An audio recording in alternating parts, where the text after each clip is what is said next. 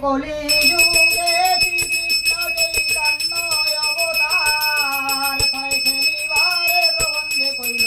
খোলো করো তাল ভয় গড়া গড়ি জান প্রভু নিজ সংকীর্তনে ভয় ঘরে ঘরে হরি নাম দেন সর্বজনে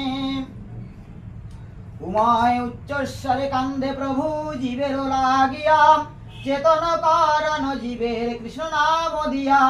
ছয়ে ছল ছল করে আখি তাহে জল ঝরে বর্গের জয় জগত পবিত্র কইলা গৌর কলে বরে জয়ে জল মল মুখ যার পূর্ণ শশধর ইয়ে মন দে দেখি নাই আর দয়ার সাগর